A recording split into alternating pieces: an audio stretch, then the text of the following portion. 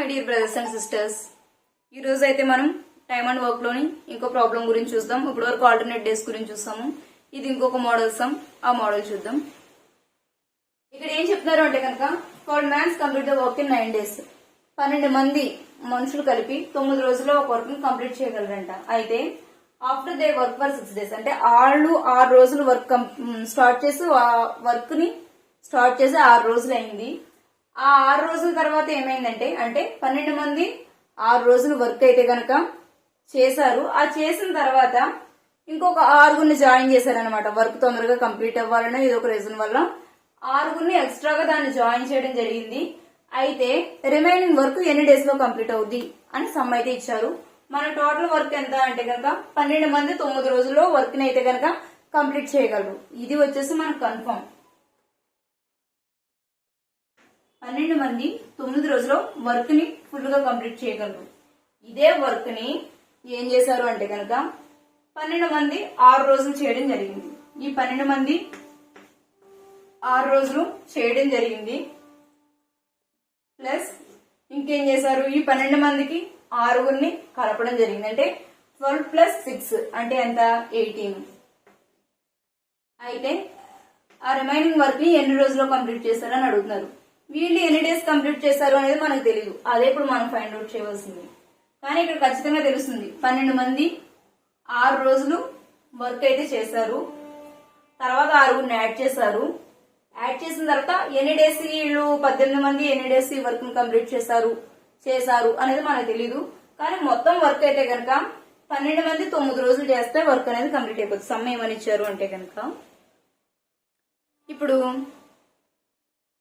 5గురు ఉన్నారు. 5గురు కలిపి ఒక బుట్ట అల్లాలనుకుందాం. ఆ బుట్టను అల్లడానికి 4 రోజులు పడుతుంది. మేము 5గురం కూర్చున్నామంటే 4 రోజుల్లో బుట్ట అల్లేస్తామండి అని చెప్పారు. అదేంటి, అదో టైం లిమిట్. ఆ వర్క్ అక్కడతో కంప్లీట్ అయిపోతుంది. కానీ అలా చేయలేదు. ఈ 5గురు ఓన్లీ ఒక 2 రోజులే బుట్టలు అల్లారు అనమాట. అల్లిన తర్వాత 3వ రోజు ఏం చేశారు అంటే కనుక ఇంకొక 100 తెచ్చుకున్నారు పని తొందరగా అవ్వడానికి. సో ఈ 5గురికి ఇంకొక 2 యాడ్ చేసాం అనుకుందాం, 7గురు అయ్యారు. ఆ 7గురు ఎన్ని రోజులు వర్క్ చేశారు కంప్లీట్ చేయడానికి అంటే, ఈ 5గురు 2 రోజులు వర్క్ చేసింది ప్లస్ ఈ 7గురు ఎన్ని రోజులు వర్క్ చేశారో అది చేసినట్లయితే గనక మనకి టోటల్ వర్క్ అనేది వచ్చేస్తుంది అనమాట. అంటే మామూలుగా లిమిట్ ఎంత ఇచ్చాము, 5గురు కలిపి 4 రోజుల్లో వర్క్ అయితే ఫినిష్ చేసేస్తారు. అది ఈజ్ ఈక్వల్ టు వీళ్ళు విడివిడిగా చేసిన వర్క్ అవుతుందో దానికి ఈక్వల్ అవుతుంది అని చెప్పారు సమ్. ఇది అందరికి అర్థమైంది అనుకుంటున్నాను. మనం చేసింది కూడా అదే. ఏం చెప్పారంటే కనుక 12 మంది కూర్చున్నారంటే 9 రోజుల్లో ఆ వర్క్ కంప్లీట్ అయిపోతుంది. కానీ ఆ 12 మంది 6 రోజులే చేశారు. 6 రోజులు చేసిన తర్వాత ఇంకొక 100 యాడ్ చేసుకున్నారు. వాళ్ళు ఎన్ని రోజులు చేశారనేది మనకు తెలియదు. ఎన్ని డేస్ పడుతుంది అని అడుగుతున్నారు. అది మనం ఇప్పుడు చూద్దాం. సో ఈజీగా క్యాల్కులేట్ చేయండి.